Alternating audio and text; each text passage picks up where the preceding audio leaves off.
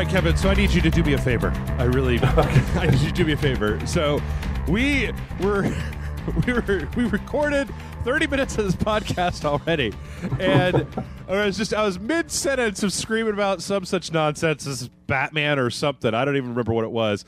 And my computer just turned off, and just everything's gone. You know, it's all gone. It's bad. So we're having to start over. We're having to do take two. But see, here's the problem, Kevin, is that whenever I do anything for Rage Select, I have to. I'm like a pharmacological wizard, right? It's like I got to get like a coffee and a Red Bull and usually like two grams of meth or something like that so that I don't fall asleep. And I measure my caffeine intake out so that like I've got just enough to get to the end of whatever I'm doing without falling asleep. Unfortunately, my coffee is now half empty, and I can feel the sleep monsters coming on. So if you hear me snoring or anything during this, just like scream like just yell into your microphone. Clap my hands over and over again really loud. Oh, sorry. Well, welcome everybody to the Rage Select Podcast. I am Jeff, and Kevin. I'm Kevin. Kevin, you're here. Woo! Woohoo! It's been so long, and I'll tell you what. To pull back the curtain a little bit to people, every so often, you have to when you're doing this stuff, when you're recording something, like we're recording a video game for a Let's Play or a podcast or something. Every so often, you'll have a problem where you have to start over again from scratch. Right. It is the worst. Yeah. Because it's like you've already laid out all your A material. Like I'd be like, hey, Kevin, how's it going? What are you up to? I already know what you're up to, though. Like we spent 20 minutes talking about what you're up to. And so it's like, well, do you just try to do the same thing over again? Or do you try to come up with something new? So, having said all that, hey, Kevin, how's it going? What have you been up to recently? It's going pretty good. I've been playing a lot of Witcher 3 lately. Yeah. It's a fun game. It's very big. It's very vast. We're at about 100 hours into it. Let me ask you a question about Witcher 3. Sure. When I was playing it, because I was noticing, you're doing, as you said before, you're doing all the side quests, right? You're kind of going around and clearing everything off before you do the main path. Do you find that you are getting more powerful than the main critical path? Like when you go do all these submissions and you like level yourself up and then you go back to the main missions, are you just destroying the main missions? You're just like 2 fire shots and then everybody just explodes into balls of fire and fury. Yeah, but I think I'm doing that on purpose. I'm not playing because the missions are, they have levels. So it says it's level 19 and I'll go in being level 25. Mm-hmm. So I mean, of course, I'm going to be way more powerful than they had anticipated. But I have heard that there's balance issues with the game, but I don't really mind that too much as long as I find the necessary challenges when they come, which. At times, I'll fall right into something that I cannot handle and just get my ass handed to me. I do appreciate that game actually does that. Like, it was weird because I actually saw some people online, like around the time that Witcher 3 came out, that were very upset. They were like, oh, I went to this place and just got killed over and over again. And it was like, well, go do something else, asshole. Like, right. I know that there's this common misconception in the video game industry from like quotey fingers hardcore like old school players, right? It's like video games these days are just super easy and there's no challenge left, and blah blah blah. But I don't know. I kind of appreciate. I spend a lot of time. Speaking of that, I spend a lot of time on Steam, and there is a lot of games lately that are what they call roguelike. Uh-huh. And permanent death is like part of that roguelike descriptor. Mm-hmm. And people just want to play a game that's like brutal and just kills you. There's no coming back. Mm-hmm. And very popular on Steam right now. A lot of games like that. Do you enjoy playing those sorts of games, Kevin? I don't. I like to relax. I don't like the super high tension frustration that brings. But I'm an old man. I'm getting older by the minute. So, young dudes, they're more into that, punishing themselves than I am. I'm just, not a sadomasochist, man. I just, I'm telling you, want to relax and play some games. We just need to get to we just need to get you into Bloodborne. We just need to get you a copy of Bloodborne, and then it's like you could team. I'll partner with you. I'll play co-op with you online, and I could show you about Bloodborne, and then from there it'll be fine. Is once you've got Bloodborne down, then it'll all be great. I have learned lessons from you, Jeff. Like I've learned to keep trying, because you just keep going when you play a game. You know what I mean? Like, you'll just keep... You don't let it get to you. You just keep... You pick up and you keep going. And I never was like that. I think part of the reason I was never like that is because when I started first playing video games, there was no end to the video game. You just played the game until you gave up in frustration. Because there was no... if you play any of those old arcade games, they go on forever. There's no...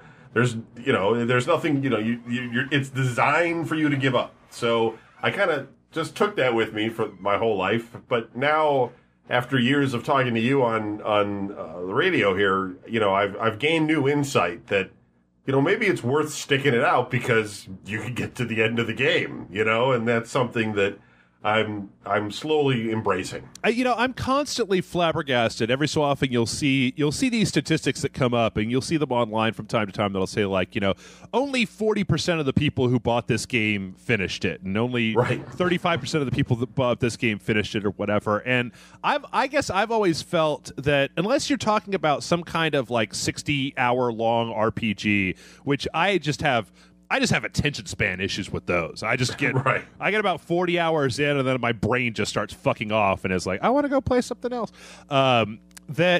It's so strange to me, the idea of buying a game like Batman, right? And just playing it, and then just being like, I'm done. I don't need to know what happens with the bat. Scarecrow, I could kind of see where it was going, and it's like, it would be like if you read a statistic that said that most people only read about 80% of a book, and then they just throw it away, and then they get another. It's like, don't you want to know how it ends? Like, don't you want to see what happens when you beat the game? Just like you're in a movie theater, and 20 minutes in, people just start standing up, walking out of the theater. You know what? That's enough, Captain America. I think Robert Redford, it's fine. I gotta go get a hot dog. I can't deal with this right now. I don't know. It's just so alien to me that especially because most of the time people buy games. It's not like you don't have to go to a place. You don't have to go sit in a room to play. You're not renting internet cafe hours to play. It's like, fuck, man, just finish the game. Yeah, it's weird. Well, I tell you what, we talked about San Diego Comic-Con, and I think that we could probably sum it up with like this. The Suicide Squad and Man of Dong of Justice trailers look pretty good, right? That was kind of what we came to. And absolutely, Warner Brothers are a bunch of whiny little sissy baby. Stop filming our things with your cell phones. Yeah. But so that we're not actually just retreading the same thing, I tell you what, it just occurred to me that I don't think I've talked to you since E3 happened, right? That's true, yes. So what were your thoughts about E3 this year? I looked at generally. I looked at a lot of the trailers basically that came out. I saw a lot of good stuff that is in production, and but in terms of new IP announcements, I don't know. What did you think? Fallout, that was the biggest thing that people were talking about, Fallout 4 and all that, but I don't know. It all looked good. It's always hard to say because some of these trailers, I don't know. You don't know what you're going to get down the road or when it's really going to come out, And then you go on GameStop right after E3 and they got all the games on there, like you can pre-order them, and they're 2 years in the future that you're going to get it. And you're just like, why would people pre-order this? You don't know if it's going to be good or not, but... Oh, Kevin, I've been asking myself for years, why does anybody pre-order anything? It doesn't make sense anymore because you can get anything now.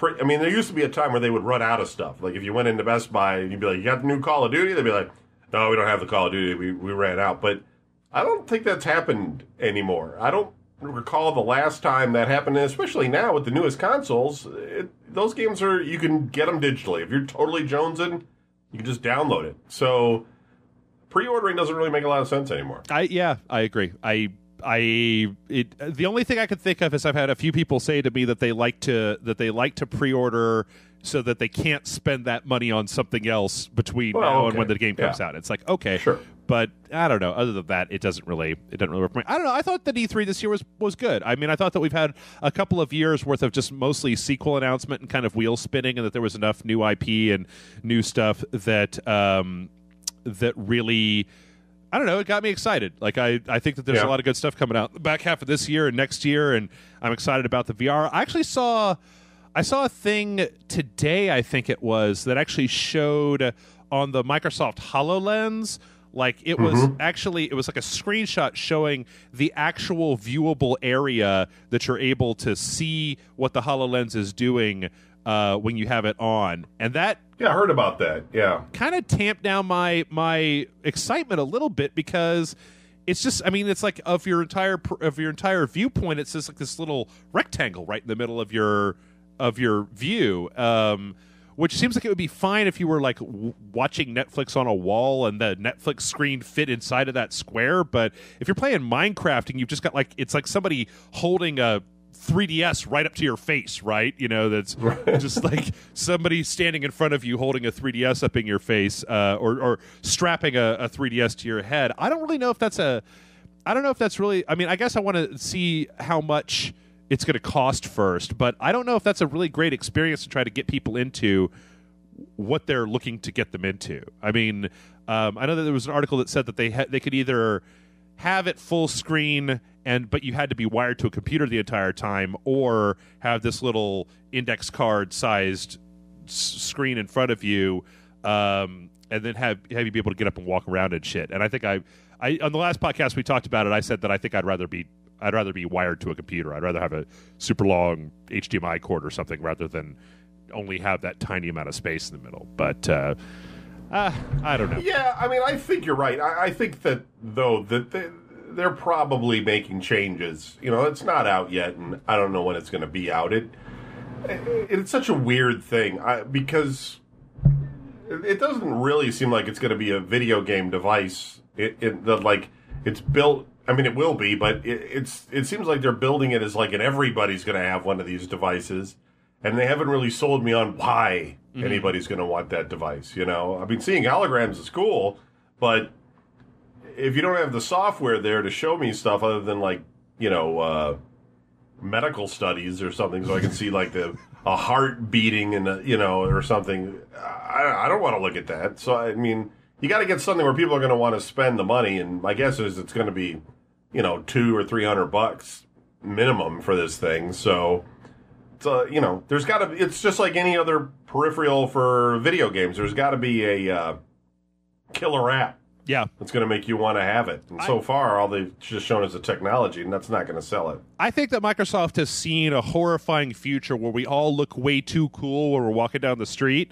and they're just looking to back us up a little bit, to get a little bit of humility in us by having us all walk around wearing these dumb space age pair of goggles down the street, looking at our skeletons, so you can see the skeletons of all the people that are walking down the street.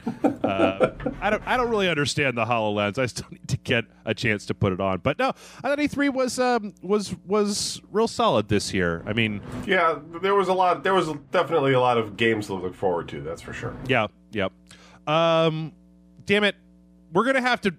Damn it, Kevin. I'm sorry. I just thought about it, but we're going to have to talk about the San Diego Comic-Con stuff again real fast. Okay. No, we already have. Like, I feel like, you know, we're sitting here talking about this, and I'm glossing over it, and I'm just like, no, we gotta repeat. We're probably going to have to repeat some of the stuff that we were talking about. So, actually, you know what? There's something that we didn't talk about that I feel... Actually, there's a couple things that we didn't talk about that I feel are important. Did you hear about this... Did you hear about this shit with Kevin Smith at Comic-Con? No. So apparently, and I'm relaying this story secondhand that somebody said to me. This was not part of the stuff that I brought up, but apparently, so the J.J. Abrams had the Star Wars panel or something, right? And that they showed that the little video they had online of the behind the scenes stuff. I haven't actually watched that because I kind of want to go into Star Wars knowing as little as possible. But apparently they were in Hall H and they were doing all this stuff. And at the end of the thing, he was like, all right, everybody, now, if you follow me outside, we've got like a whole Star Wars symphonic concert that's going on. So everybody files out of Hall H and they follow J.J. Abrams out. There's this big outside. They've got this big concert where they're playing a bunch of Star Wars music and stuff like this. Apparently, right after his panel, though, was when Kevin Smith was supposed to have his Q&A panel. And there was like 30 people left in Hall H after Abrams stood up and took everybody outside to watch the Star Wars concert. So poor Kevin Smith is sitting there just like, hey man, but the audience, they were, what the fuck you, J.J. Abrams. Which just sounds like a real dick move. It sounds like the sort of thing that shouldn't somebody at Comic-Con have said, hey, if we do this, we're going to just totally empty out Hall H and nobody's gonna be there. Anyway, or maybe nobody really wanted to see Kevin Smith. I mean, maybe that was the. I mean, at this point, was he doing a?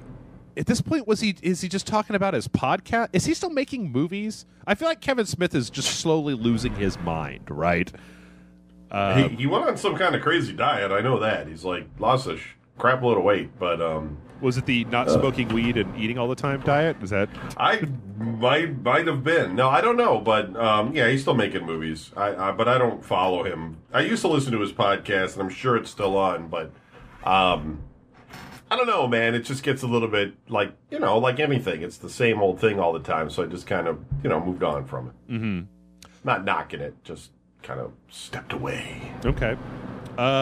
Let's see. I'm trying to think of directions that we can go on the Suicide Squad and Dawn of Justice stuff that we didn't actually just immediately to not just be repeating myself over again. I'm sorry. It's fine, Jeff. You can repeat yourself. It's all good. I don't mind. Okay. Well, you know what? It's what I said before, and I'll say it again, and I think I'll say it, is after thinking about it and watching the Suicide Squad trailer, I like the fact that I don't like dark and gritty Superman. I just am not. I like and this is it's one of those things where I know that they're not. Nobody's calling me, right? They're not. Zack Snyder's not on the phone. Jeff, have you seen the footage? Is it okay? And I'm just no, Zack. I think you need to just blah. But I like my Superman to be like bright and cheery and kind of naive farm boy from Smallville. And I've never been. I just wasn't a big fan. Did you like the Man of Steel? Did you like that movie? No, I mean I could take it or leave it. I didn't find it to be interesting. I didn't hate it though. I mean, it just was. It was blah to me. Yeah, I guess that I just of all the superheroes that you could do. A dark and angsty, realistic, like let's explore what it means to be blah blah blah blah. Couldn't you do just? Literally anybody else? Could it just not be? Could it not be that Pa Kent has to get eaten by a tornado to teach him why?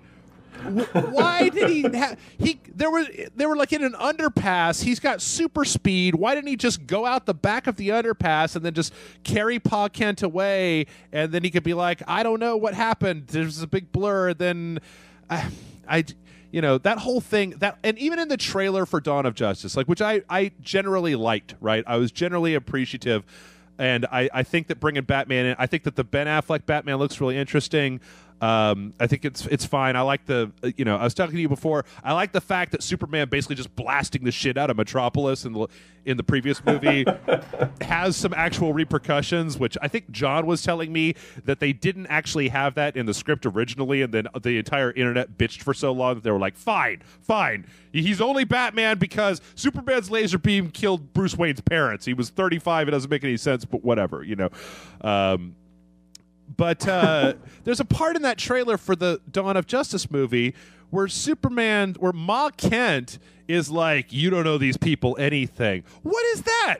What the fuck is that? Like, why are both of the Kents in this Superman universe just like, they're like Tea Party Republicans, man. They're just like, you came to this planet and you made your own superpowers with your own, no government handout made you superpowered, so you don't owe anybody anything. You don't need to pay taxes, Superman. sorry, I don't know. I got off on this. I kind of want to see the Tea Party Superman movie, right? Like the Tea Party Superman versus Bleeding Heart liberal Batman. That's the allegory of Dawn of Justice. It's all going to be about Occupy Wall Street versus the Tea Party. But I don't understand where that's coming from. I mean, isn't that one of the core features of Superman is that he's got these kind of like gee whiz, humble, serving the people, like the good and honest folks of rural Smallville. It's called Smallville for fuck's sake, right? Yeah. So I just the dark and gritty, dark suit of Superman where he's out there. I don't know. I've gotten drunk so many times, Kevin, and told people my idea of the Superman movie that I would make. But who doesn't? Who doesn't do that? It's a largely universal thing, right? I mean, everybody talks about Superman when they get drunk. It can't just be me. That's not a nerd thing or anything. But yep, that and the Suicide Squad trailer. I mean, I don't know if we talked. I might have just been tearing ass on a caffeine bender. First time we recorded, but did the Dawn of Justice trailer, did that do anything for you one way or the other? Did it excite you? I didn't see it. I didn't see the Dawn of Justice trailer. Oh, you didn't watch it? Oh, okay. No. Okay. No. The other weird thing for me about it was that there was a, and I mean, go watch the trailer or skip ahead 2 minutes if you don't want any details of the trailer. But there's a part in the trailer too where they're showing like the Batman suit, and it's got like a bunch of Joker writing on it, right? It's like it's just the torso of the Batman suit. It's like hung up in the Batcave or something. It's got like ha ha. Ooh, sorry about that. It's got like ha ha and a bunch of other stuff written on it. And I'm like, they're already putting Wonder Woman, and I mean, they cast Aquaman, but I can't imagine that you're going to be throwing Aquaman into the mix as well. Are you going to be throwing the Joker into Dawn of Justice? And is that Joker the Jared Leto Joker from the Suicide Squad trailer? Like, I guess so. It just seems like that's the thing that worries me about Dawn of Justice is that I like the core concept of a Batman that has seen the destruction that Superman hath wrought and that is going out to like do his thing. Throwing in Wonder Woman and Aquaman and the Joker and like every other Justice League person seems like it might be a little ambitious of going from just like a movie about one superhero to a movie about 12 superheroes all at once. Yeah, I mean, they're trying to do what the Avengers did. They're trying to make that ensemble thing happen, and good luck. Yeah. DC movies haven't been the best. The Batmans are pretty good, but they don't have a great track record. So I don't know how this is all going to merge together for them in a way. And the TV guys don't translate into the movie guys, and I think they're just going to lose people on a lot of that stuff. You think it's too fragmented that they don't have enough like of a they don't have enough of like a game plan to kind of keep everybody on the same page, that it's just a bunch of different teams kind of doing whatever the hell they want to. Yeah, I mean, it's kind of like the X-Men movies to the uninitiated. I mean, you go in to watch one of these X-Men movies, and there's like 40 different mutants on the screen. Each one's on there for like 5 minutes, and people that are fans of the series are like, hey, look at this, but everybody else is like, I don't know what's going on anymore. Like, who has the mental powers? Which one shoots lasers out of his eyes? I don't have any idea. Speaking of X-Men, I think that they have there's this shot that's been running around the internet from the Age of or X-Men Apocalypse of the guy all dressed up in the Apocalypse suit, and everybody's like, he looks like crap and he looks stupid. And I think that, Kevin, a lot of times that people forget that Apocalypse in the comic books looks stupid. He's got an A on his belt. Like, people won't know who he is. This giant, like 9 foot tall blue guy with like the shaved head and tubes coming out of his arms. Like, if they doesn't have the A on him, they're going to be like, which one is that? Is that Magneto? I forget. Which one is that? No, Mr. Sinister. Oh, the A. Oh, it's Apocalypse. Right. Exactly. But nobody's talking about in this shot how stupid Olivia Munn looks as Psylocke. Like, she just looks like she's cosplaying at San Diego Comic-Con. Yes. Yeah. Like, she does. Like, eventually Apocalypse is going to be stretching his arms out and turning into a semi or whatever he's gonna. I don't know what powers he has anymore. It seems like the comics, they just kind of write whatever the fuck they want to for Apocalypse. But yeah, but she's just standing there, just like, oh well, here I am. I'm a ninja or something. I don't know. Yeah. You know what? The only one of these movies that's coming out that I really hope that they don't mess up is Deadpool, because I feel like that could be really fun if they do it right. Yeah. Because did you play the Deadpool game?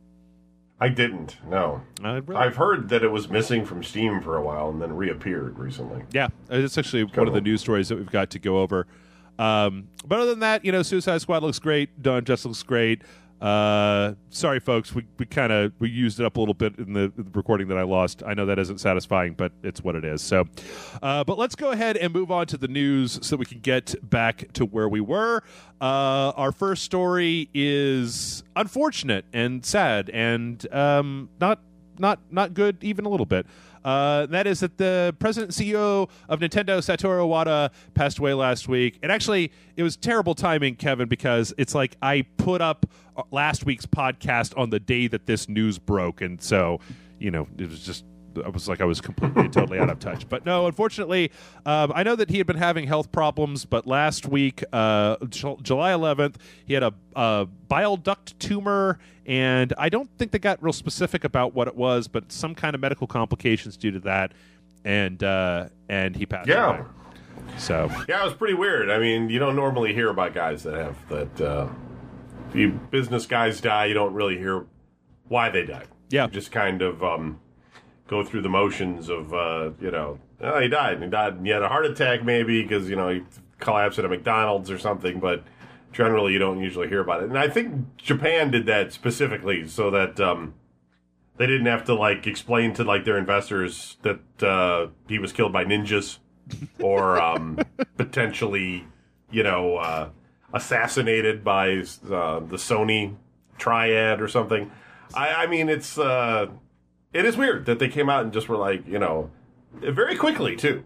He died and almost the next day or maybe the same day they were just bile duct blockage. How'd they know? How'd they know that so quickly? That's really weird because, you tell the public, they don't do that in the United States. Well, I know they hold on to that. I mean, I know that in 2014 they had talked about it because he didn't show up at E3, and then they talked about how he had some surgery and was recuperating from that. That was the reason that he wasn't at E3. But yeah, I mean, it is interesting because generally speaking, even more so than in America, Japan tends to be real closed-lipped about specific details of stuff like this, right? As they'll just be like, boop, and then out. But yeah, in the meantime, I'm sure I'm not pronouncing this correctly, Genyo Takeda and Shigeru Miyamoto are going to be basically kind of co-running until they pick a direct successor. I don't think, there's no way that Miyamoto, he's just a game developer, right? He wouldn't become president of Nintendo. That would be weird. Hey, he'd have to have the desire to do it. I'm not sure he does. I mean, maybe they could vote him in to do it, but usually they maybe. I mean, it's certainly possible. Mm-hmm. It depends on the role that what I mean. How much does the president really do? So the president just goes around and golfs, mm-hmm. Drinks tea at the Buddhist temple or whatever, then, they could give it to him. But I don't think Miyamoto will want the job. Yeah. I mean, it just doesn't seem that seems like a lot more responsibility than I don't get from the way he sort of became more of a mentor, they moved his position into a mentoring position at Nintendo, mm-hmm. and the way he talked about how he's still involved but kind of not involved, I just get the idea that he's almost retired in a way. And so, but you never know. I don't know the guy personally. Maybe he's been waiting for this moment. He's like, one day I shall run Nintendo. I can't. It's weird. My brain rejects. I just sent the signals up to my head. I'm like, hey, brain, imagine Shigeru Miyamoto evilly laughing like a supervillain in my brain. It's just like, go fuck yourself, Jeff. I can't even think about what that would look like. That dude just seems so like upbeat from every time, when I see him. He's always just smiling and making video games or smiling and talking about video games. Yep, but I wonder, apparently I didn't really realize, it's weird. I was talking to you before about this, about how from the entire time that I've been actually talking about video games on a podcast or a show or whatever, Iwata's been the CEO of Nintendo. Apparently before that, the company had mostly been run by, it was mostly a family thing, right? It was all various people from the family that founded Nintendo originally. But Miyamoto apparently has been there since 85 when he went to go work for HAL Laboratories, and then, he became president of HAL Laboratories in 93, and then moved over to Nintendo in 2000, and in 2002 took on the role as president. So 13 years he was working there. It would be interesting to know in retrospect, and who knows, there's probably already documents out there or some interview that I haven't read yet, to know just how instrumental he was at the whole Wii, DS, Wii U, whether those were like his, like whether he really was pushing in that direction, or whether, how much direct control he had over the direction that Nintendo was going, as opposed to some board of directors or technologists or people that were hired out to do that sort of thing. Because it's a question about whether was he keeping Nintendo, kind of in this niche market of funky controllers and weird add-ons and stuff like that, and with him passing away and somebody else taking over, does that mean that the Nintendo is going to be taking a turn and trying something different, or whether they're just going to be kind of powering through? Like, I wonder if it would be possible for us to, if we would ever hear if the Nintendo, the new one that they're making, the NX or whatever, whether development on that will be like halted and reimagined, or whether they'll just kind of push through with that. And with all the existing plans that they have, because Nintendo's they've been super conservative, like for a while now, and I feel like they just need to go crazy. Yeah, you kind of hope so, that they would build on something. Maybe the NX or whatever the heck it's going to be called is going to be really interesting. I think the 3DS needs to be improved and changed and created into a new model. Otherwise, I know that. We talked about this before, that you got the new one and it's pretty cool, but nobody's going to go out and buy another one if they already own one. So it's kind of like if Nintendo wants to make money, they need to come up with a new handheld. 2DS isn't going to do it. Wii U is going to be replaced. So I don't know. It's going to be interesting. Whoever they get to put in charge of this whole situation. They hopefully are more aggressive and, leverage some of that to create a really great game system or two. What I've been saying, I think I came up with this idea a few years ago, and it's by no means mine. It's just some, anybody who thinks about this shit for long enough will come up with this shit. I think they should make a cell phone.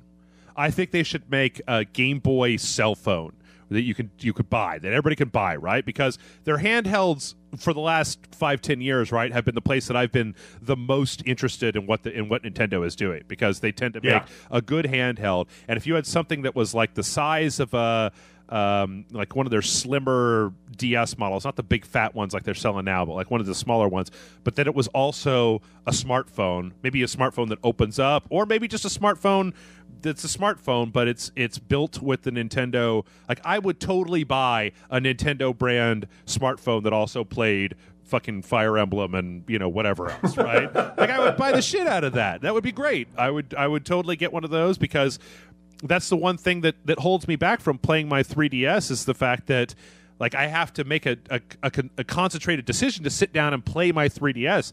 But if I had a phone that was also a 3DS where I could just be like, oh shit, I got 10 minutes, like pop boop, I'm gonna play some Pokemon, boop boop boop boop, then I think that would be incredible. I think that would be, because I know that they've tried that before. Well, the N-Gage, right, was a piece of garbage, and Sony had that like slidey one that was like the PSP Go, but it was a cell phone, and that was garbage too.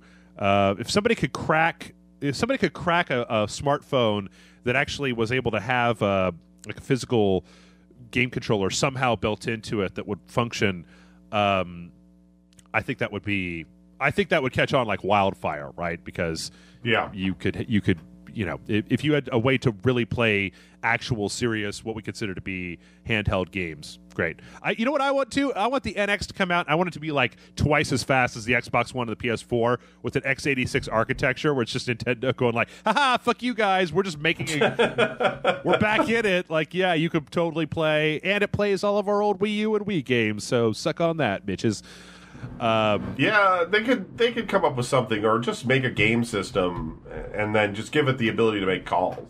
Give people a Bluetooth headset or something, and you can make phone calls with it if you want to pay for the phone plan. And then they could, because I think if they just try to make their own phone, you walk into that patent nightmare, and you gotta deal with the same hardware that everybody has, and all the features that the hardware does that people come to expect from a phone. Mm-hmm. But if you actually make a game system first and then say, oh yeah, it also works as a phone, you can text a message from it and send, make some phone calls, then people aren't going to look for, why isn't it have the Google App Store, or whatever? How come it doesn't, have the XM Sirius app? They'd be like, look, it's a game system. Yeah. Just make some calls. You know what I mean? Like, there's less expectation.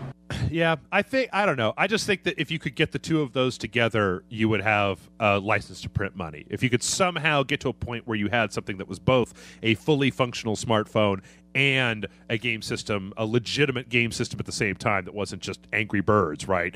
That you would have something really, really special. But anyway, that's a little bit off topic. Satoru Iwata, it's I'm gonna miss that guy. Like, he was cool. I like seeing him at E3 this year, and salutes from I don't know what we do here at Rage. Like, pour out some Lone Star. That seems like gross, though, right? It's more of an insult than anything else. I got to go buy a better beer to pour out on the ground for Satoru Iwata. All right, so next up, this is. I hope that knocking on particle board here. This is where we kind of got caught up last time. Arkham Knight on the PC. Whew, man, what the Warner Brothers? What happened? What exactly is it that happened here? Because I've got a story that I'm looking at that says that Arkham Knight on the PC probably won't be back on Steam and ready to go until the fall. Right. And honestly, Kevin, I can't think of a worse time for that to happen. Like, the fall is when we start getting into the holiday game season, when big things start coming out, right? Right. Like, you don't want to re-release your game at a time where it's going to have to be competing with Metal Gear and Mad Max and a bunch of other the new Halo and shit like that, Battlefront, right? I mean, but this is one of those things where sometimes we get these stories, and you've been doing this for longer than I have, so you probably already know this feeling very well. You get these stories where you just want to know, how did this happen? How did this game right.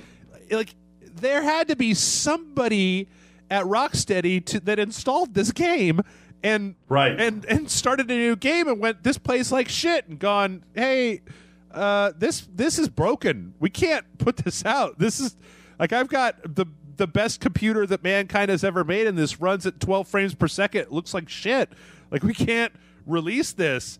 I just don't. It's a weird decision. It's like somebody was telling the guy in charge, look, this doesn't work really well right now.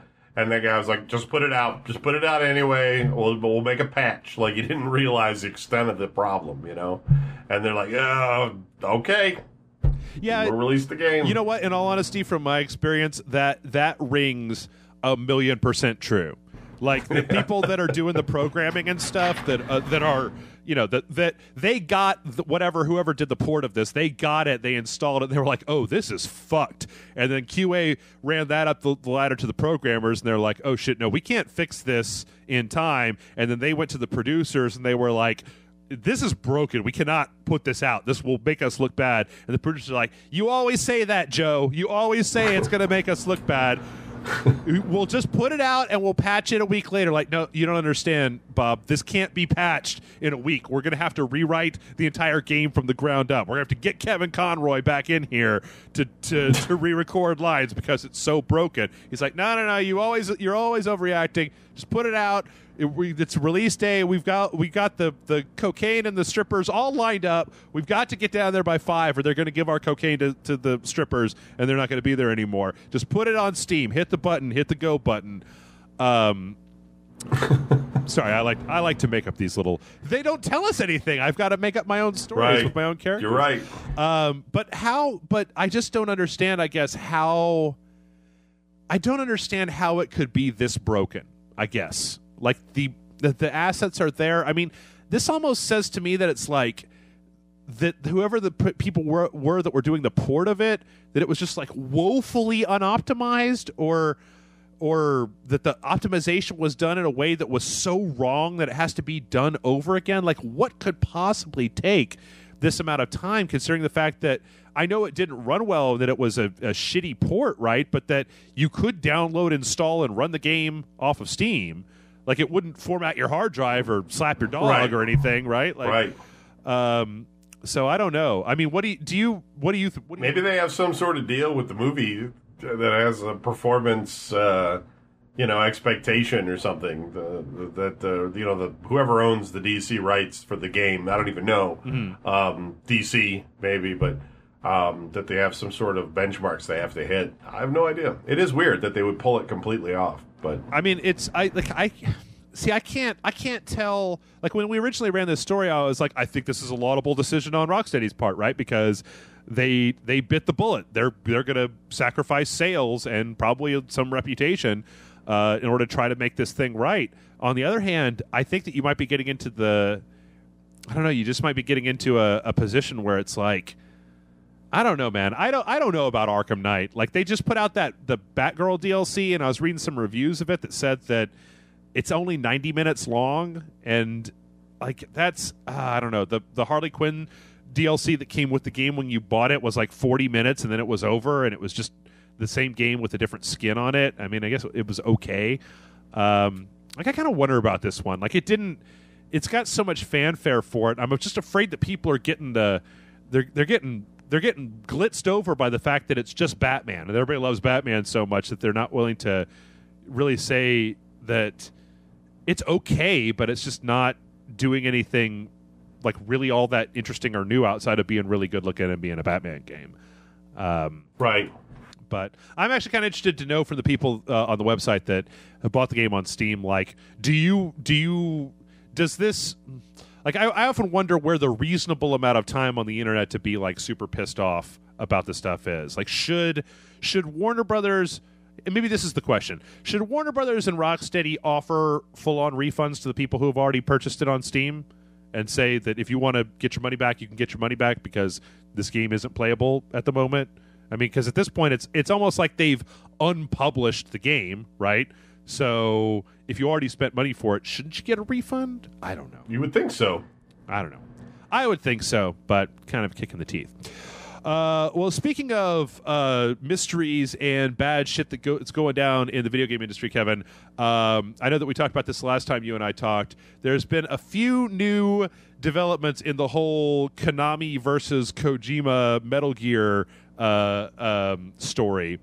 There was one last week sometime, I think it was on last Saturday, where one of the voice actor for Solid Snake and Big Boss tweeted that Kojima Productions was, quote fingers, forced to disband.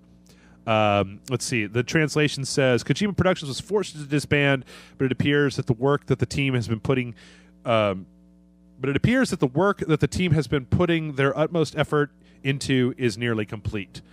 And that, combined with the fact that I think it was just either a couple days ago as of the recording of this, Konami is back to taking a Hideo Kojima game off of the front of the box for Metal Gear Solid 5. What is going on here? Like, I need to... There's only so much weirdness that I can ignore, Kevin, before I just get... It's making me crazy. Like, what the fuck? What is it? Do you have the special hookup that you could tell me? Do you know what it is? Have you figured it out? I don't have any idea. I mean, it is really strange.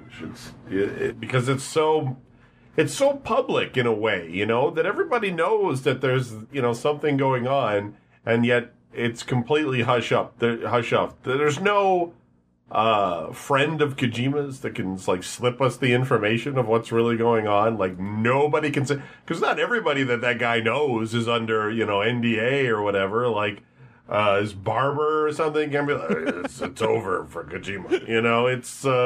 It's really weird that it's totally kept under wraps like this. Yeah. I mean, I almost think at this point that it's making like it. I almost think that it would be better for Konami to just come out and say something, even if they're like, "Yeah, fuck that guy. We fucking hate him. Fuck him and his video games. We hate him. We'll put this one out. No more. Go to hell." And then he could come out and make a press release where he's like, "Oh yeah, well your mother's a whore, Konami." I don't know why in this mental scenario that all the companies and game developers are like New Yorkers out of the street. I've been watching a lot of Seinfeld recently. Maybe that's what it is, but because at this point, having the last game in the Metal Gear franchise and then just taking his name off, taking Kojima's name off of it, it feels like petty and vindictive to me, right? Like everybody who's nobody's gonna, or I don't know, maybe there's some people out there who are gonna just buy the Metal Gear Solid 5 will be the first Metal Gear game they ever played, but most people out there who are any kind of video game fans, they know who Hideo Kojima is and what Metal Gear is, and it's not like by taking his name off that I don't even know why you would do that. Like outside of being shitty and petty, I don't know why you would take the guy's name off the box. Like it just doesn't make any sense unless it literally was like Kojima took a crap on somebody's desk and then like fucked their girlfriend. Like that's the only reason I can see to do this, because it just makes anybody who actually knows anything about this game, like it makes me feel bad feelings towards Konami. Like it's his last game, put his fucking name on the box. His name's been on the box for all the rest of them. What the shit? So I don't know. I hope that someday we get some more information on this, because at first it wasn't driving me nuts. I was just like, whatever. But that's because when it first happened, they took his name off the box of all the games, and then they put his name back on the box of all the games. And now they're taking the game, and it's just fuck. What the hell, man? What the hell? All right, next up, we got some trailers. The first one is, I don't know. Do you watch a lot of the trailers that come out, Kevin? Keep an eye on. Yeah, all the time. Okay. Tony Hawk Pro Skater 5. See the new trailer for? Okay, I didn't watch that. Tony Hawk Pro Skater 5. I'm starting to wonder, watching this trailer, I'm starting to wonder if Tony Hawk has something in his contract when he makes these games that stipulates that the programmers are not allowed to move his face at all. Because they've got this trailer, and it's a bunch of people on skateboards doing the skateboard thing or whatever. But every time they show Tony Hawk, he's just got this glassy, dead-eyed. It's like Michael Myers in the Halloween series. It's like he's wearing a Tony Hawk mask that can't move at all, just dead stare face. But I've asked this before, and I don't know that I've really gotten a lot of answer, but I can ask you because I don't know. I haven't asked you yet.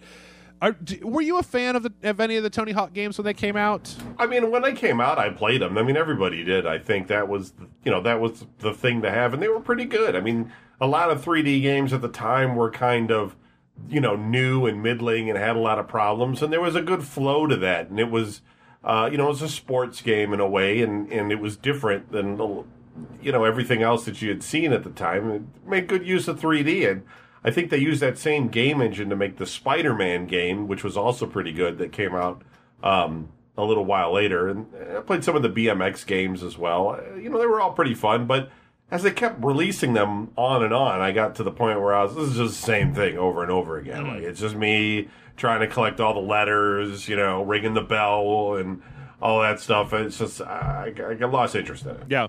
I mean, I guess that's what I've been. Every time Tony Hawk Pro Skater comes up in the news, what I tend to ask of our audience and of the person I'm talking to is like, is anybody interested in a new Tony Hawk game? Is there? I mean, are the people sitting around going? I mean, I'm sure there are some super fans who are, but is there a large enough amount of people for this?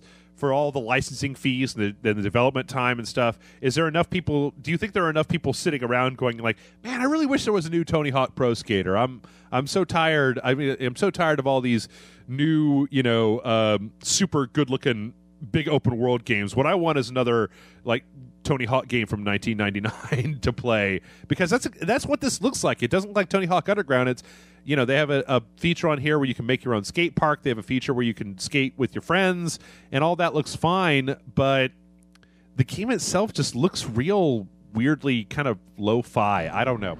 Oh, really? Yeah. I don't know. It just doesn't look. I mean, it doesn't. Who's developing it? I don't know. Activision is publishing it, but let me see. According to Wikipedia, Robomoto, really? Robomoto and Disruptive Games. Not familiar with that. Robomoto has made,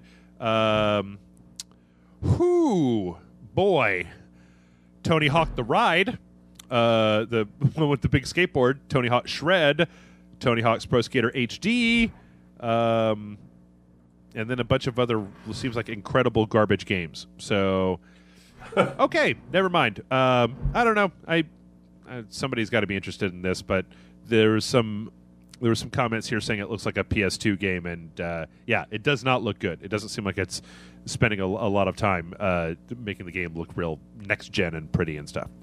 Anyway, next up we have a new trailer for Five Nights at Freddy's 4, which is supposed to be the last of the Five Nights at Freddy's games. Have you played any of those? The first one. I own the third one, but I never got through the first one, so I just didn't, Yeah. They're cool. They're but it's mostly just patterns. You just learn the pattern, and, you'll eventually get through the night and get everything done. You just got to do it over and over again. And it's got some jump scares. It's really, I think, a game for kids, oddly, because it's sort of a non-violent horror game. It's just some jump scares of these mechanical, pizza theater, whatever they are, machines. Animatronics. And, animatronics. And, but the gameplay, there's nothing really to it. I mean, at least on the first one. I don't, the fourth one could be Call of Duty for all I know. I have no idea. Well, the fourth one, actually, according to this trailer, it looks like it's not set. It's that they're ditching, or I don't know if this is the entire game, but all the footage from this seems like it's taking place in like a house of some sort. Like it's opening and closing like bedroom doors, and it's mostly seems like it's a flashlight that you're kind of moving around and looking at different things with, which I actually strangely makes me more excited about this than the previous ones. And I think it's because the previous ones were so, and I like the lore of Five Nights at Freddy's, but the first one, I had a hard time. Okay, I had a hard time getting into the basic core concept of the movie The Purge, Kevin, right? Oh, yeah. Okay. Because it's like when you think about it for 4 seconds, it's like, that's stupid. What are you talking about? You're not going to let people. What do you mean that everybody's just going to go crazy and murder rape crazy, and then it's going to make them all upstanding citizens? That's not how brains work. The Purge. Like, shut up. Your premise is dumb. In the original Five Nights at Freddy's, it's like you had these big metal doors that came down, right, on two sides of the guy that was sitting in this booth, right? But holding the doors down, closing them and holding them down so you don't get literally murdered by animatronic ghosts, you had to, like, use power to keep the doors down. Like, you had to keep them closed with power, and that for whatever reason, the people who gave you this shitty-ass job where you're going to get murdered by puppets gave you like one 9-volt battery for an entire night, and you didn't bother to, like, I don't know, go buy some more batteries before day 2. They only cost a few bucks. Like, there was just this weird thing that I couldn't get past in that particular. Like, the game required you to buy into this concept, and I couldn't really buy into it.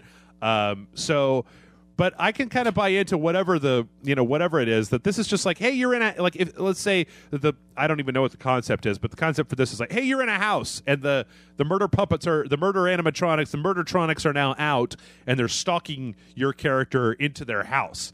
And it's like, now you've kind of got a situation where they've come and they're trying to get in, and it's like, okay, that's cool because it's my house. Like, if somebody asked me to go work at Freddy Fazbear's Pizza, keeping the murder animals under control, I would kick them in the balls and tell them to go fuck themselves, and then I'll go work at Pizza Hut where there are no murdering robots, as opposed to, yes, murdering robots. But, like, the idea of you're in your house and then these things are busting in, I like it. I like it as a concept. So we'll see. I have to wonder. He says that this is going to be the last one. I have to give this guy, Scott, props that Five Nights at Freddy's may be the fastest I've ever seen a franchise start, peak, and end in the history of video games. Like, this is the fourth one, and was it been like a year and a half since the first one came out? I just cranking them out like there's no tomorrow. Yeah. I don't think they're that complicated, though. No. All right, next up on the trailer parade, we've seen... there was a trailer last week for Street Fighter V that had Ken in it. I don't know if you really follow much of the fighting game stuff, Kevin, but for Street, not I don't know people's names or anything. Well, get all excited like Ken's. I know who Ken is though, but Well, they're apparently redesigning Ken for Street Fighter V. Like, instead of just kind of being the Red Ryu clone, and I know that he's got a slightly different moveset these days than he used to. They've now got him, like, his hair is different and he's been redesigned, and it looks like his moveset, I mean, I can't really tell. I'll be honest, I can't really tell if his moveset is different because they have these kind of sizzle trailers for these characters where they just show him doing a whole bunch of moves, and I'm just like, I don't know, maybe he could have done that. I was never good enough at Street Fighter 4 to know if that was a move that he had before or not. But I often I wonder, by changing up a character like Ken and making him look different, I can't tell, because I don't run in these circles, whether or not the internet has already completely and totally freaked the living shit out because they've changed a thing. I'm sure they have, but I don't know. It looks pretty good to me. I can say, like last week, I was playing Skullgirls. Have you ever played Skullgirls? No. I was playing Skullgirls. Like, last night, actually, I was playing Skullgirls, and I felt like I was getting pretty good at it. I was like, all right, I'm getting pretty good. I'm playing the computer on hard. Maybe I'll go online. Let me go on YouTube and see what, like, pro-level Skullgirls play looks like. And it was just like I was watching an entirely different game. I was like, hey, I did a 15, 20 hit combo. And then online it's like, no, there's actually a meter in that game that keeps people from doing more than like a 55 hit combo. And then there's like these upper tier mind games they play with each other to make it a 70 hit combo because you waste it, blah, blah, blah. So I almost feel like fighting games have gone to a place where I think I understand the way that upper tier fighting game fans are, because I'm sure that when people watch, like, when people watch me play a game like Dark Souls, right, that I put a billion zillion hours into, and then they try to play it, it's just like, what? My thumbs are broken. That it's kind of the same thing. Let's see. We're gonna have to start going a little bit faster here, so we're going over time. Kevin, I didn't ever think that I would have a reason to report on this news story. Did you see this shit last week? Did you see that Derek Smart is in the video game news feed again? Did you see this? Yes, I thought that guy was done, and then he's resurfaced, being Derek Smart, doing Derek Smart things. Like, he's, it's. I read. I don't know why I did, but I sat and I read his whole thing in his response to what's the game called? Star Citizen, and. I was just like, why am I even reading what this guy has to say? It's just, he might have a point, he might not, but I agree with the company in the fact that they refunded his money because he was just pimping his own game. It's totally what he was doing. Yeah, I see. I didn't. Oh, okay, well, let's lay the story out for people who don't know. So, first of all, for those of you who don't know, Derek Smart is it's a guy that way back in the Cretaceous period, Derek Smart had this idea that he wanted to make a game. He wanted to make Battle Cruiser this game where you could have a big battle cruiser and drive it around and like launch ships out of it. You could do everything. You could fly a ship or fly the battle cruiser. You could change stuff around and whatever. And I'm pretty sure it was always either broken. Well, let's see.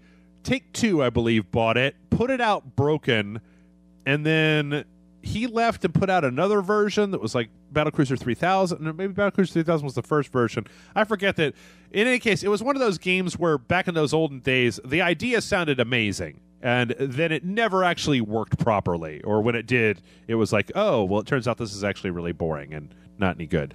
Apparently, he's got like 2 games though in like early access on Steam. Like he's just Kevin. He's never stopped trying to make Battlecruiser. He's still trying to make Battlecruiser. Like I know what is it called? Line of something. Line of sight or line of defense. Line of defense. Yeah.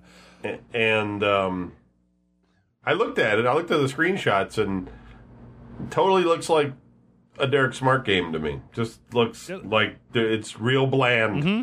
Yep. Bland and nothing I want to play. Yep. So apparently he wrote this blog post about how he's worried that if Robert Space Industries doesn't kind of get their shit together, that Star Citizen is never actually going to come out. That it's going to just end up petering out. All the money's going to get spent. Nothing's actually ever going to happen. In response, Robert Space Industry. Well, okay, so this is the Derek Smart story, right? Is that he wrote this piece on his own personal blog, and the RSI used this as an excuse to basically give him his money back, cancel his account, take away all of his purchases and stuff, and just be like, no thanks, goodbye, fuck off. Yeah. Now they say that he was using his name and their property to essentially pimp out this game that he was making. I don't know. Like, here's the only thing that's weird to me about that, Kevin, is that what person who's a fan of PC games, especially PC space simulators, that has been on Kickstarter and is in deep with the RSI with Star Citizen, what one of these people would look at his game on Steam Early Access and go, "Oh yeah, no, that looks like something I want to play."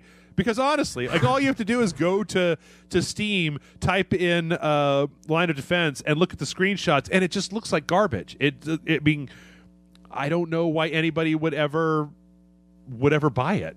It just I mean, because he's jealous. He's seeing all of these people fork over tons of money, and then he's basically pimping everything that's in his game. He's talking ad nauseum about all of the things that his game contains.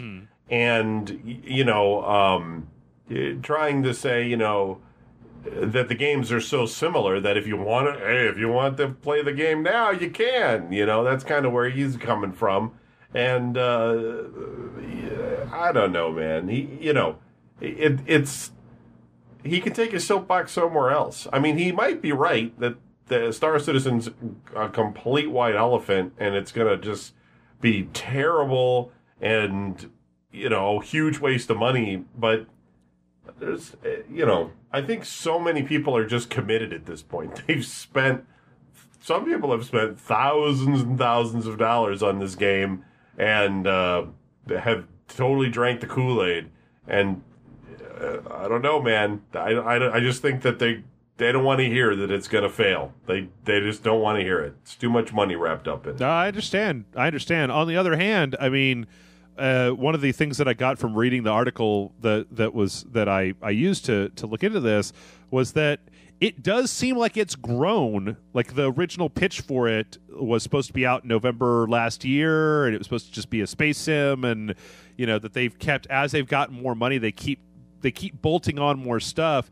And I can kind of see a good argument to be made of saying, why don't you go ahead and start with the thing that you said you were originally going to do, which was a space sim, and just put out a basic space sim, and then bolt on more stuff later instead of trying to make the biggest game ever and putting that out all at once. Why not put out something that we can play for the Kickstarter that you did, and then you can add more stuff on based on the amount of crowd. Well, they have that arena thing or whatever now for it, I guess. Yeah. I mean, I don't know that much about it, but they do have that. I don't know that really. Well, I don't know. Multiplayer arena shooter, meh. I don't know. I mean, I played it at South by Southwest this year. It seems like a pretty decent game, but yeah, I just if it collapses under its own weight from adding walking around and first person shooter elements and all this bullshit that they want to put in, that would be a shame because it seems like the sort of thing that if you could get, like I said, if you could get the basic thing out to keep people interested in talking about it, that you could then keep drumming up more enthusiasm for like, well, look how good what we put out was. We want to add on an expansion pack, right? Chris Roberts he's an old school dude. He knows about expansion packs. Put some DLC out for that shit. Let's see. I'm going to start dropping some of this stuff. Let's see. Devil's Third was going to be canceled, but Nintendo says that they're still putting it out. I don't know. This is a game I haven't heard about. It keeps coming on my radar. It's from the guy who made Ninja Gaiden and Dead or Alive, Itagaki. It seems kind of interesting. I think by the time it comes out, though, it'll be. I don't know if it'll really work. Deep Silver dropped Jaeger as a developer for Dead Island 2, and they're putting somebody else on it, which is. That's a strange situation. I don't know because I don't quite. I mean, I read both of theirs and the response, and that they're both not on the same page, and it's like it's just weird because money changed hands. Nobody worked on that game for free. Yeah. So it's weird that they would not be able to agree on a different. They're the publisher. You're paying for it, and they're like, well, we don't really want to make that kind of a game or so. I mean, it's just weird. Mm-hmm. The only thing that I can think of is that Jaeger made Spec Ops, and they're currently making Dreadnought, which I've actually played Dreadnought. I don't think that's the game that people think that it is. Well, no, maybe they have. They've shown enough footage of it. People know what it is. It's like a 5-on-5 team deathmatch game. But what I wonder is that if part of the if Jaeger wanted to like do some interesting stuff with Dead Island 2. They're like, well, what if we do this? And that Deep Silver's like, no, just make another Dead Island. Because so far, Dead Island 1, Dead Island Riptide, and Dying Light are all kind of the same game, just with slightly different things in each one. Yeah. So I wonder if Jaeger, because Spec Ops: The Line was a weird game. It was really interesting kind of game where they were actually kind of trying to say something and do some stuff. I wonder if what the code words they're using translates, if it means that basically they wanted to be a little bit more ambitious and that Deep Silver kept trying to kind of pull them back and just make a standard Dead Island game. So, I don't know. But it looks like it's been given to another team, so it's definitely still getting made. I thought it was weird that that was one of those weird ones that I was curious why we didn't see it at E3 this year, because the trailer with Jack Black in it, the year before was a big like crowd favorite with all the zombies, the guy running and all the zombies coming out around him and stuff. So. Right. Okay, I got 3 quick announcements. 3 quick announcements for people who don't know. You're getting married. I'm getting married. Yes, I'm marrying my dog. No, this is a weird one, Kevin. I don't know if you saw this. I don't know how closely you follow the new game releases every week, but apparently they made a Prototype and Prototype 2 like HD Xbox One and PlayStation 4 bundle and put it out this week for $50 and just didn't tell anybody. Like it just there it is. Like I actually read the somebody posted it. I think John Cross posted it on Facebook, and I had to go check because I was getting everything ready for the week, and I was just like, oh yeah, they put out Prototype 2 and just didn't tell anybody. So hey, if you're a fan of those games, they're totally on the Xbox One and PlayStation 4. Also, it seems that if you pre-order StarCraft 2 Legacy of the Void, that 3-mission campaign, Whispers of Oblivion, is currently in beta. You could go play that, I think. As near as I could tell, this is an interquel thing with Zeratul between Heart of the Swarm and the Legacy of the Void expansion packs. But apparently just kind of, ready to go. You can play it. And last but not least, as you were saying before, the Deadpool game is back on Steam. For whatever reason, it was yanked a while back, but now you can get onto Steam and grab it. Yay! I can play it now. It's good, you said? It's a good game? I thought it was. I mean, it didn't take itself too seriously. It was a pretty solid third-person action game. Kind of depends on like whether it's got a lot of this Deadpool humor in it, and if you like Deadpool, then you'll probably very much like the game, and if you don't like Deadpool, well, then you probably will really, really not like the game. Like, there's a point at the beginning where I think he calls up Nolan North and talks shit to him. Anyway, two more stories, then we're going to take a break here. The first one is that apparently for whatever reason, and somebody in the comments, or Kevin, I don't know if you can explain this to me, Call of Duty Black Ops 3, the Collector's Edition, is going to come with a mini fridge? Yeah, I saw that. Yeah. Holds a whole 12-pack of your brew or beer or your, what do they call it? Juggernog. Juggernog. That's what. Yeah, it's got like Call of Duty sound effects, and I'm just having a hard time wrapping my brain around why a mini fridge? Like, I don't get it. I don't get why It was like the third and fourth highest selling things on GameStop last week. Really? In terms of pre-order, yeah. $200 for that set. Fuck, man. Crazy. Well, I know that I find it odd that the Pip-Boy, the Fallout 4 Collector's Edition with the Pip-Boy sold out like instantly. Anyway. People like their Fallout 4. I need somebody to explain to me who's a fan of more of a fan of Call of Duty than I am why a mini fridge. I understand night vision goggles. I understand remote control cars. I think they just start giving you a gun, right? Just the collector's edition is like $500 and you just get a gun with it. I think that'd be pretty safe, right? Just give everybody who's way into Call of Duty a gun that they could just take outside. Well, I mean, you live in Texas. It might get on there outside of Austin. But, yeah. And last but not least, this is a follow-up. Kevin, I don't know if you've actually seen this, but a little while back, ESPN was showing Heroes of the Storm on ESPN. They had a tournament called Heroes of the Dorm, and they were showing it on their channel. And this jerk-off, Colin Cowherd, went on his radio show and was just like, I think that he might have actually said, here's a quote, I tagged out at Harry Potter. I tolerated Donkey Kong. I'll tell you what that was the equivalent of there, of me putting a gun in my mouth and having to listen to that. Unbelievable. He basically went on for about 20 minutes about these nerds, lock them in the parents' basement, don't let them out. What the fuck are you doing on my news show? I'll never cover this bullshit. Well, guess what? Boom. He's out. He left ESPN. Good riddance. Suck a dick, Colin. Fuck your mother and get the shit out of here. I mean, did he get fired for that? I think he left. Let's see. ESPN President John Skipper says, "We've enjoyed a mutually beneficial run with Colin for over a decade. He came to national prominence on ESPN with his unique perspective on sports and society. Endings also bring new beginnings for ESPN and Colin, and we thank him and wish him the best." I don't know. I have a feeling this wasn't directly related to that because I know that, a bunch of us nerds probably aren't the reason that some sports guy got shooed off of his sports ball show.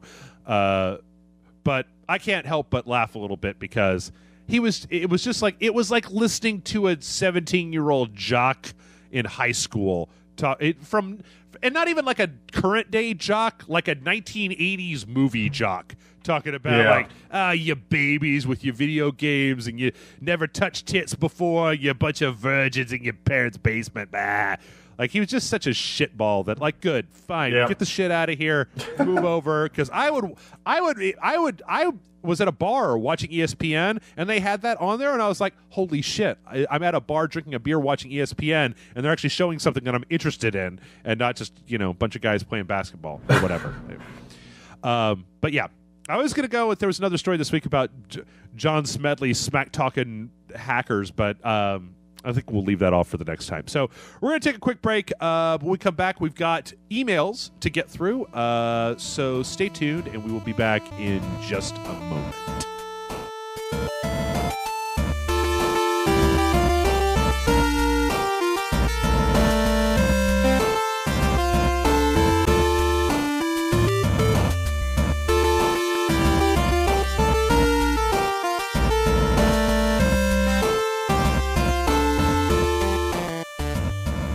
Everybody, and we are back, and it is Yay! Kevin. It's time for the questions. I'm so sorry, folks. I'm so. The coffee's worn off now, and it's just pure will is all that's left. Like, I've actually, while we've been recording this, Jason Murphy is at the bar, and he's sending me these messages, and there's like a bunch of people out there, and I'm just like, I think I just need to walk my dog and then get some sleep. But before we do that, we've got questions to answer. But mail@rageselect.com is the email address. Before we start to answer those questions, though, Kevin, I don't know. You have a public email address where do you take questions from people on your show? Oh, yeah. Okay. All the time. And I don't know about you, but I get just all of the penis spam in my mail at RageSelect, because it's an email address that I actually put out on the internet, right? So I'm sure there's these spiders out there that are just like running around looking for email address links to send stuff to. So like half of the emails that I get are just either these weird Russian emails to try to get me to buy a phone or something, or erectile dysfunction or whatever. But I got one last week before we get into the listener emails that had the greatest subject line that I've ever seen from one of these things. And it was, "For crying out loud, dude, don't wait until your penis falls off forever." I was like, what? What are you saying, erectile dysfunction email? It's just like, you haven't gotten laid in so long, it's just going to fall off. You just got to get these Cialis tabs, man. I mean, it's a matter of life or death. Anyway, so our first question comes in this week from Thwack, who says, "Dear Jeff and Kevin, is it morally right to buy Metal Gear Solid 5 knowing full well that very little or none of the money may go to the people who made the game? Generally speaking, I don't pirate games because I feel that if I'm going to play content that someone is selling, I should give them money for making said content. However, in the case of Metal Gear Solid 5, there's a very real possibility that if I were to buy the game, none of the money would go to the people who made that game, but instead go to the people who actively fucked them over. Therefore, is it morally right to give money to people who fucked over the development of a game because the game's for sale in the first place, or should people get the game through other means because at least then they're not supporting Konami? Always morally gray, Thwack." Thwack, I have bad news for you, Thwack. I think that, you probably know a little bit more about this than I do, Kevin, but I'd be willing to say that probably 7 out of every 10 games that come out, most of the money from the profits is going to the people who are making the QA department sleep under their desks and the devs work 36 hours straight to get stuff out. I mean, I don't think, from what I know, I don't think that, maybe like a Kojima or like a Randy Pitchford or Ken Levine or somebody like that is making a lot of money if a game does really well. But as near as I could tell, most of like the programmers and developers, they're just getting paid. It's a job, right? Like if the game is the best-selling game of all time, they don't just call those guys up and go, "Hey, we want to write you a check for another $40K because your game did so well and you did such a good job." I don't think it has that direct of a relationship, right? I mean, can it? I mean, at this point, game developers, they have options. They can go to a publisher or they can do it themselves, and they can try to drum up, with crowdfunding, or in a lot of cases, some studios, they, like Bungie, separate and then decide to go on their own and make agreements with new publishers if they want to do that. And so, every studio has a choice. They sign the contracts. Like, you might not think what happened to Kojima is right or that he's getting screwed or whatever, but, that guy probably got a garbage truck full of cash, backed up into his house when he signed the contract with Konami to do whatever he's doing. And he's probably just, like, at a poolside somewhere drinking out of a coconut, enjoying all that money. and not caring, about anything until his contract is up. So, at the end of the day, these developers, they are getting paid. It's a well-paying gig. They're not doing it, out of the, for some art reason or whatever. They're getting their money. So you pay. But if you're looking for a justification to pirate games, you're not going to get it from me. But I'll just say that, if you really feel that bad about it, when he's at a future E3 or something, just go up to him and give him $50. Like, here you go, buddy. I like the idea of a booth at E3 that there's a giant sign over that says "Give Kojima money." It's just a line. Yeah. It's one of those big E3 lines of people just with cash in hand. Like, oh, I really appreciate everything you've done. Here's $20. Here's $30. I mean, hey, I tell you what, Thwack, I can't really condone piracy as well, especially because nowadays if you just, here's the thing is if you just wait until Metal Gear Solid 5 is $10 on some kind of like Amazon Cyber Sunday sale or something like that, just do it that way, man. I mean, the thing is that, and honestly, from the way the question is worded, like you can't pirate games for the PS4 or Xbox One anyway. So just wait until a Steam sale. Wait until the Steam, summer sale next year. You'll get it for like $8 anyway if you really feel bad about giving that money. But honestly, the way that your argument is set up, from what I know about this industry, unless Kevin, like you said, unless it's an indie developer, unless it's Derek Smart, a guy like Derek Smart, right? The people who create the games generally get paid up front, get paid for their work. I mean, and in a lot of cases, that's great because it means that, if you're trapped making a shitty game, but you just have to do it. Like you didn't come up with the shitty idea for a game, but somebody needs you to make a shitty game and they're going to pay for it, that you don't have to worry about whether the game is going to sell well. In fact, I always remember that was that weird, was it about Fallout New Vegas where they had some kind of like bonus that was based on the Metacritic score where they didn't get their bonus because the Metacritic score didn't hit, which meant that they didn't have the money to make whatever their next game that they wanted to make was. But I don't hear about shit like that happening as often, and I don't know if that's because they've shut everybody up or because I just get the feeling that at this point it's, you get paid up front, and then when the game makes a jillion million dollars, that, the crusty old businessmen who run the place get the money, right? Not you. So you're not. I don't think that by buying Metal Gear Solid 5 that you're. I think if you want to buy it, you should just buy it or wait for it to be on sale if you have a big problem with it. Let's see. This next one comes in from Julio, who says, "Hey, Jeff and Kevin, I want to ask you guys a question. Has there ever been a situation where you thought the fan outcry was way too much in any media, movies, games, etc.? From my experience, I thought the outcry for Final Fantasy 13 and Metal Gear Solid 2 was a bit too much, but I played those two games a few years later.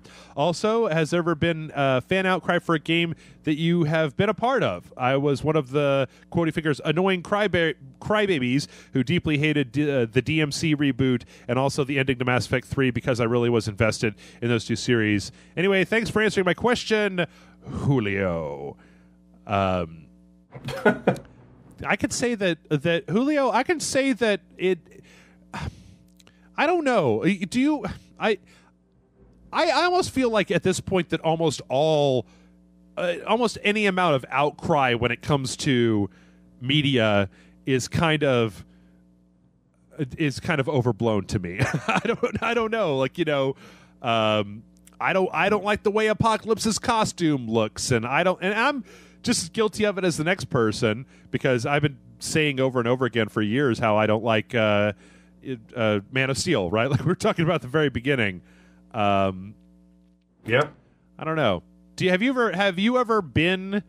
I like the second part of his question where he's asking, like, have you ever had like some deep-seated emotion about the way that a game came out or about some of the design choices for a game where you were, you felt the need to go online, Kevin, and I mean, even, use your show as a platform to rail against something and just be like, fuck those guys and fuck that game. And not really. I mean, I haven't really gotten into the thing of being, so hyped up about a game that when I got it, I was like, that disappointed because I generally wait for the game to come out, and then being a game reviewer or whatever you want to call it, a game critic, for the longest time, you're supposed to play the game that you're given. You're not supposed to play the game that you want. You know what I mean? So I've always kind of had to have that outside looking, at it with a clean slate in my head about going into the game and playing that game the way it is. But I understand gamers are different. They have a history and they go from one game to the next. What was it? Devil May Cry. People were mad about the guy's hair. Yep. That kind of thing. I've never really latched on to that, but I understand it. It's just when you're being a critic, you generally can't complain about those things. I think that I explained this. I don't know if it was a while back, but the thing that I got is that, and I totally understand that because I feel like when I originally started doing this, it wasn't a thing that I had ever thought that I would be doing it. But when I originally started doing video game podcasts, I was probably more opinionated at the very beginning. But it just became, as you have to look at games from a bunch of different angles, and you have to and you get more exposure about talking about them. Like, I often feel that it's better. I often feel that a lot of the things that he's talking about are based on exactly what you're saying, of people who have an expectation of what they want out of game X. And over the years, I have been horrifically burned a number of times by getting all super hyped about game X and how it's going to be the greatest game of all time and it's going to be wonderful and look at this trailer and oh my god, it's incredible, and I read this Game Informer article and it sounds like it's going to be the best game in the entire world, and then you get it and you just go, oh, it's not. It's kind of disappointing. And so I've actually found that it's difficult to maintain a lot of the times, but that it's easier, like you said, to kind of just take this stuff. I don't know. I remember a very specific time of when, and you were there, of back when we were at Spill and the Watch Dogs, the first trailer for Watch Dogs came out, right?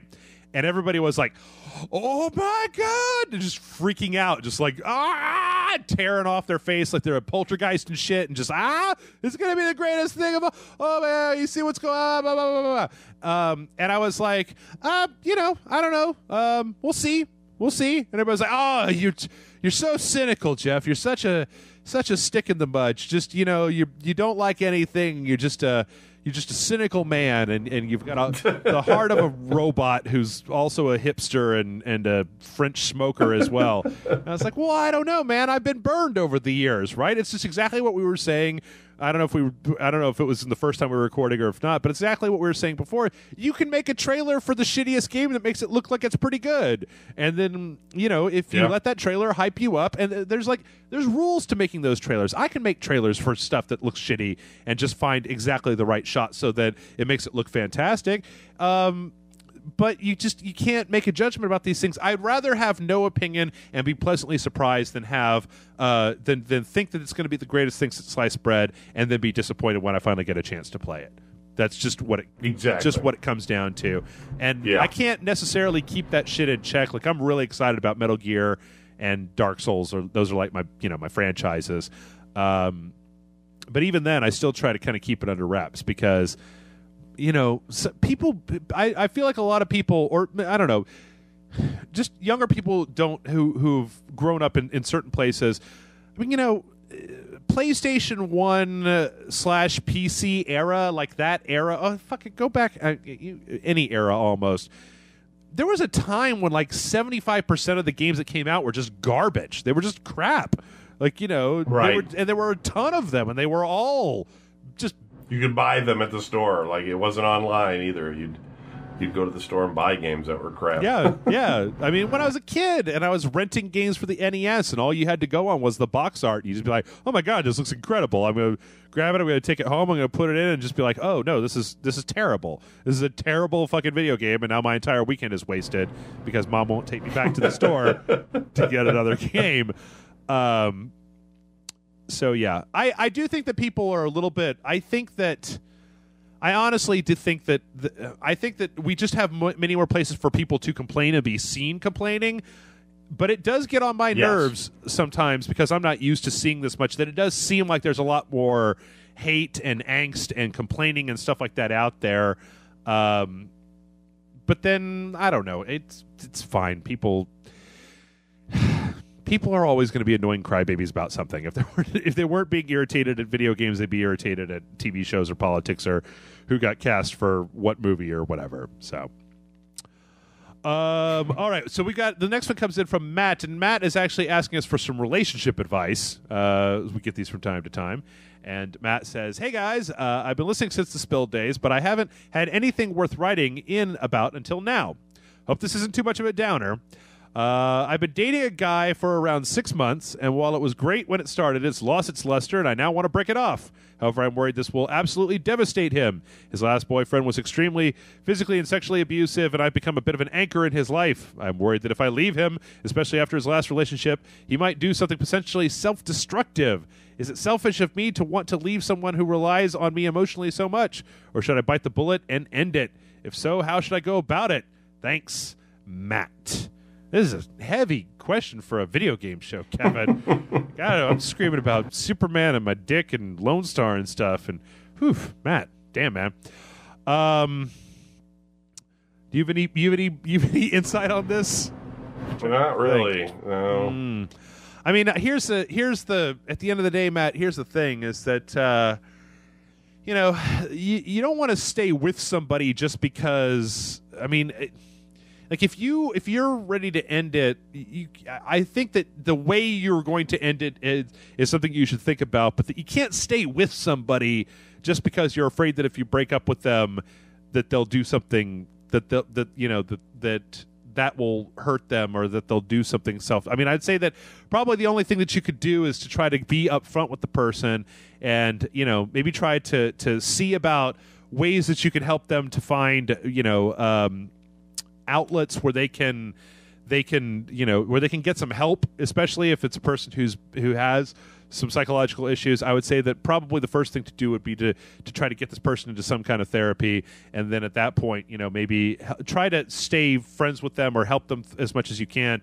But make it clear, I just don't think that you can stay with somebody. Actually, this is just way complicated. I'm sorry, Matt. There's very few jokes that I can make about this. This is very, very heavy. It's Love Lines with Jeff and Kevin. I would be terrible at relationship advice to be like, Jeff, what do I do? And I'm like, dude, I don't know. That sounds really difficult. I play a video game? I don't know.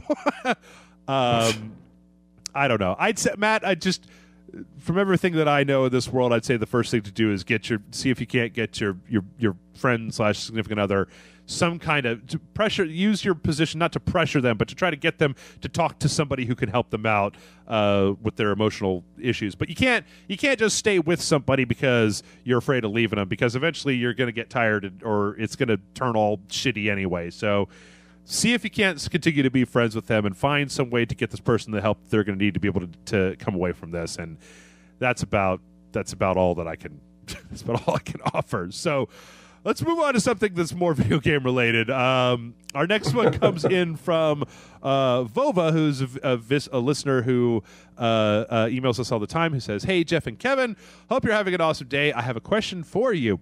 We know the Xbox One is going to have some old games with backwards compatibility, announced D3 this year. Do you think that Microsoft could port these games to the PCs sometime after they're available for the Xbox One, since the console is basically a PC? Also, what old games would you like to be brought back? Your loyal fan, Vova." I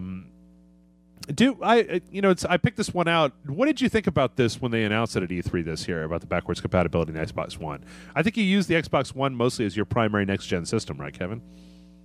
Well, I have both. I have two Xboxes, though, so it's easier to play the Xbox when I'm streaming, so that's why I do it.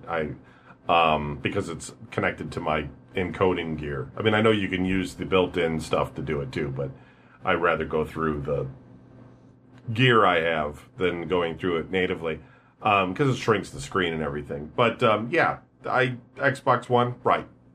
Sure, or PlayStation 4. It doesn't matter. PC. Okay.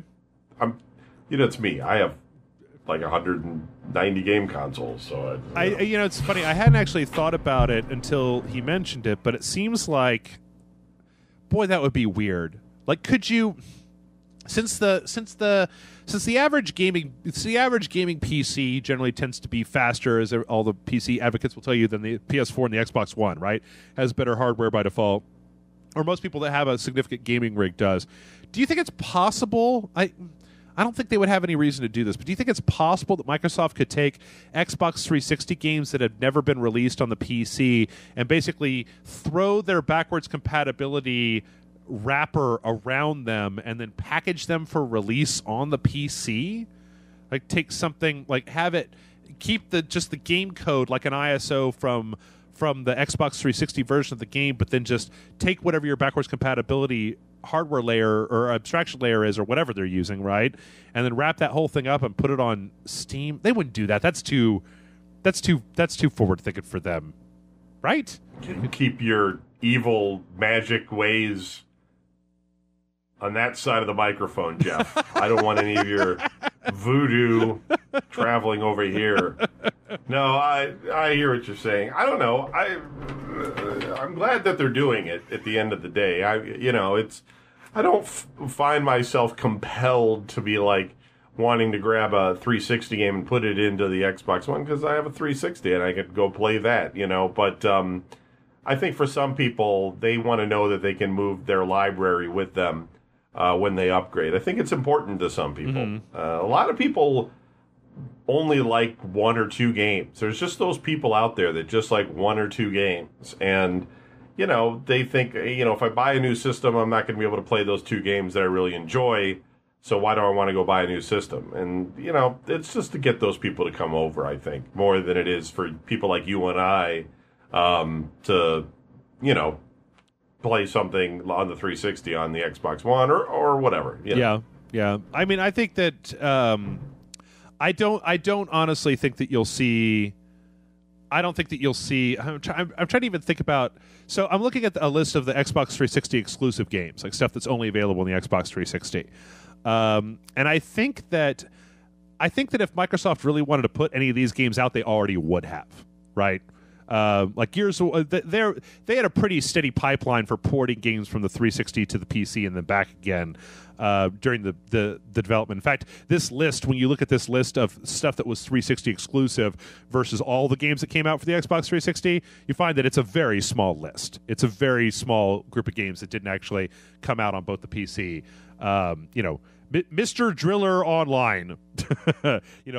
All the Forza games, Fable 2, Gears 2, Gears 3, some of the Geometry Wars games, Halo Wars, Halo Reach. I get the feeling that most of these games were Xbox 360 exclusives because that was the way that Microsoft wanted it, not because they couldn't port them over. And that the reason, and that having this backwards compatibility stuff announced is probably going to mean absolutely nothing to the availability of those games on the PC, because Microsoft wants you to be locked into having to have an Xbox console in order to play Gears of War outside of, putting it out on the PC.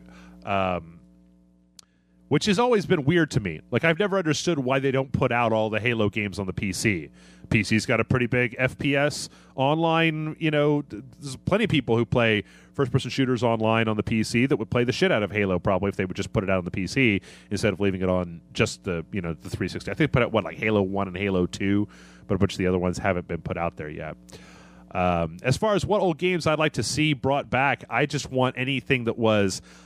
my biggest hope for the backwards compatibility of the Xbox One these days is the ability to continue to add some more life onto games that were only able to be purchased on Xbox Live, so that hopefully that backwards compatibility will give Microsoft an incentive to keep Xbox Live, to keep those 360 games available on Xbox Live, because I think that I don't know. We've talked about this a bunch of different times before about the day of reckoning that happens when Microsoft is like, well, we're shutting down the 360 parts of Xbox Live, and anything that you bought is not going to be available to be re-downloaded. If they can ever do that, and if they do, what kind of backlash they're going to be facing from people. Anyway, our next question comes in from Gary, and Gary says, "Hey, Jeff and Kevin. Huge fan from Plymouth, UK. Love the site, but with you guys since the loading bar." He says, "Jeff, big thanks for getting me to Dark Souls with your Dark Souls playthrough. Awesome stuff. Also loving the Rage cast and everything else on the shows. My question is, what games, if any, do you go back and replay years after release? For me, I always enjoy revisiting early games like Resident Evil 2, Alien Trilogy, and Dungeon Keeper on the PC. Are there any classics you still enjoy today? Thanks for reading my question, and may the Dog Lord forever keep you pumped during all your video intros. Best wishes, Gary." Do you? I think we've talked about this a few times before, Kevin. But do you ever find yourself going back and playing any older games?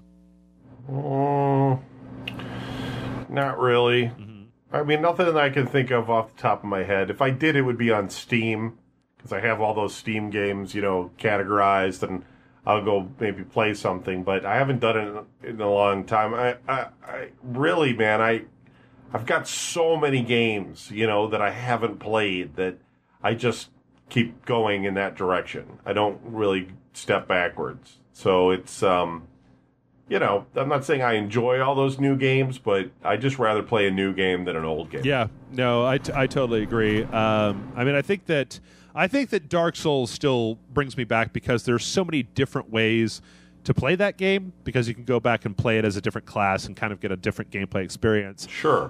Plus, there's some little. But people have gone. They've taken this shit in a weird direction, like the dude that beat Dark Souls with a Guitar Hero controller. Or I just saw a video today of somebody sent me a video of somebody who was trying to play Dark Souls with a mod on it that basically turned the screen upside down.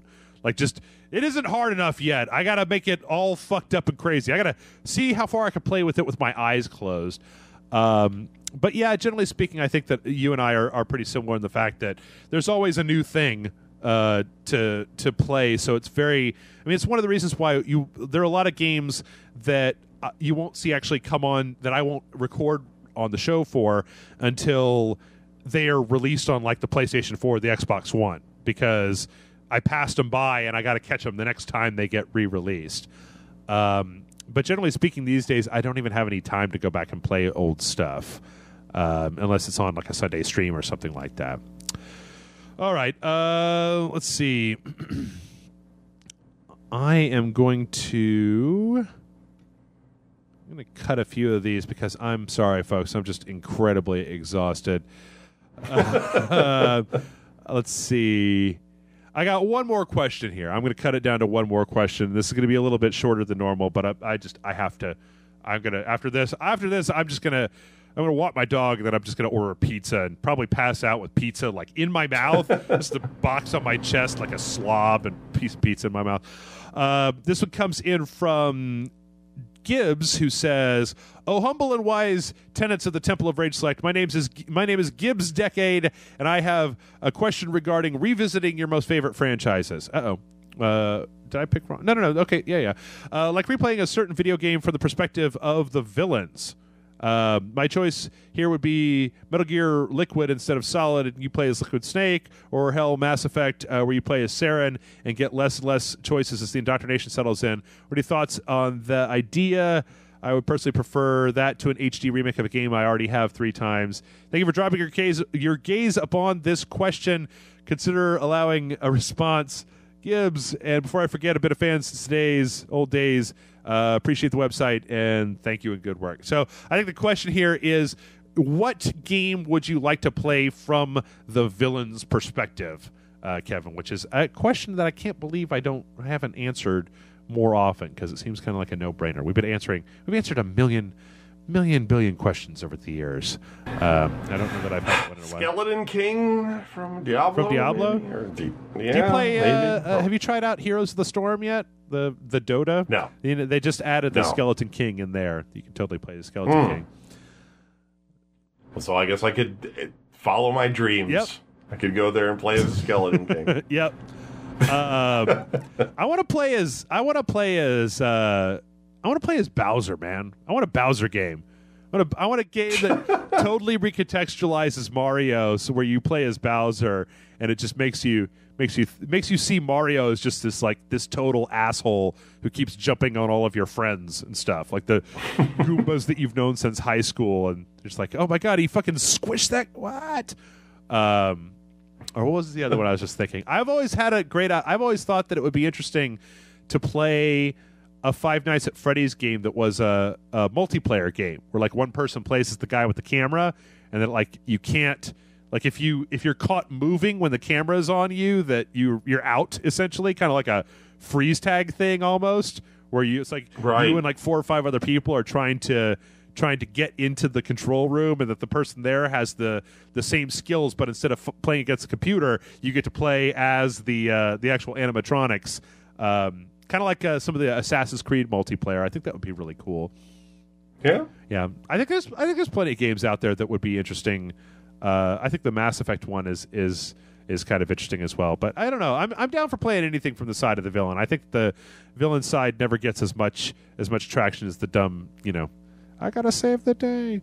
So, yeah. But with that, I'm gonna go ahead and call this one a wrap because I'm starting to become actually in. I just can't think, can't talk. Kevin, thank you so much for coming on, and thank you so much for. Sure, it was kind of a craziest time we've ever had. Usually it's a lot smoother. Yeah. This was really interesting. Yep. mail@rageslide.com is the email address. We'll have to do this like on a Wednesday at 3:00 with no problems instead of on a Friday when I'm all juiced up on coffee. So I'm gonna go to sleep now. Thanks, Kevin, so much. Do you want to give the people where's the best place for people to catch up with you these days? They can just go to videogamenews.com. That just takes them to the Facebook page, and I'm giving away free games every day, every weekday, all the time. Like I've given away over 150 games. Holy shit! So you could just go on there, and you might win a game. Yeah, it's pretty. There's a post, and if you're the first person to respond, you get the game. That's all it is. And this is on the Facebook page, the Video Game Awesome Facebook page. Right, videogamenews.com. Sorry. That's it. Okay. Yep, and you can win games. Cool.